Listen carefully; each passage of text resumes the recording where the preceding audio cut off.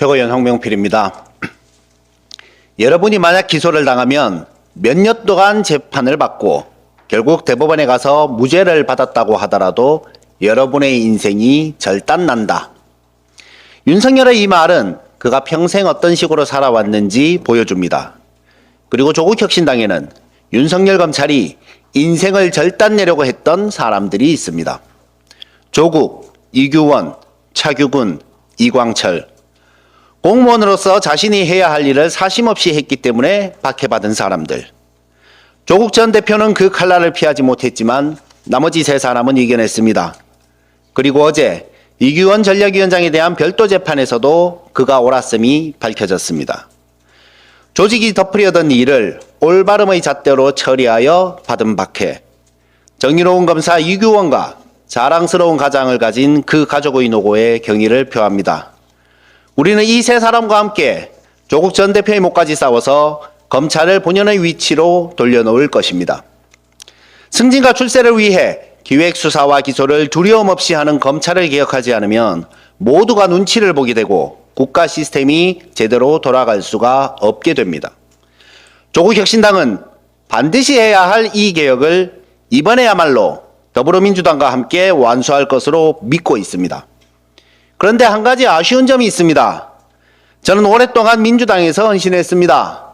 경상도에서 활동하여 선거에서 승리를 상상할 수도 없는 세월이 지속되었지만 그것이 옳은 일이라 생각했기에 희생도 기꺼웠습니다. 이제 민주당은 충분히 번성하여 큰 세력이 있고 조국 혁신당을 키우는 것이 대한민국의 민주진보 세력을 위하는 길이라 생각해 혁신당에서 활동하고 있지만 이런 제게도 민주당원으로서 활동한 시기는 참 보람되었습니다. 그 세월 동안 질 것을 알았음에도 지치지 않았던 원동력은 민주당이 국민의힘보다는 훨씬 나은 정당임을 알고 있었기 때문이고 도덕적 우월성을 무기 삼을 수 있는 자부심 때문이었습니다. 그 자부심을 지켜주십시오. 책임 정치를 위해 우리에게 귀책 사유가 있다면 그 지역에 후보를 내지 않겠다. 민주당은 그렇게 당헌 제96조 2항을 만들면서 국민의힘보다 우월한 도덕적 기준을 자랑했습니다. 민주당이 앞서 나가자 국민의힘도 어쩔 수 없이 동조하여 우리 정치가 좀 더 나은 방향으로 가는 듯 했습니다. 그런데 민주당은 부산에서 오거돈 시장의 귀책 사유가 명백함에도 전당원 투표라는 꼼수를 써서 후보를 공천했습니다. 급기야 작년엔 결국 당헌 당규를 재개정하여 재보궐선거에서 곡성에 후보를 냅니다. 결국 당헌을 만들고 한 번도 무공천한 적이 없는 눈 가리고 아웅하기가 되고 말았습니다. 이래서야 그놈이라는 소리를 어떻게 반박합니까?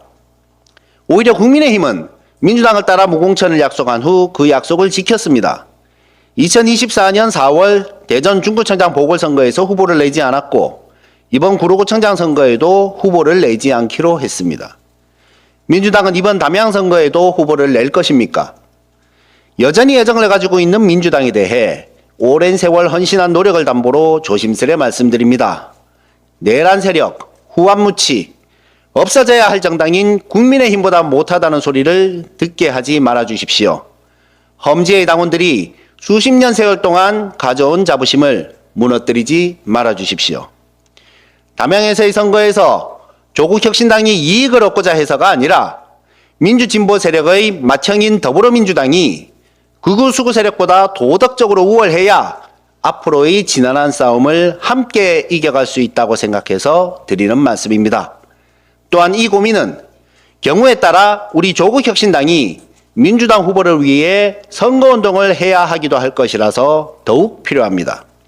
소탐 대실의 우를 범하지 마시기 바랍니다. 험지에서 오로지 자부심 하나로 싸워나가는 당원들의 무기를 빼앗아선 안 됩니다. 대선이 코앞인 상황에서 호남 선거라고 이렇게 하면 영남에서의 득표 전략에 차질이 생깁니다. 재보궐선거 공천에 있어서의 전략적 고민을 제안합니다. 작은 선거에 집착하지 말고 큰 선거를 위해 함께 싸웁시다.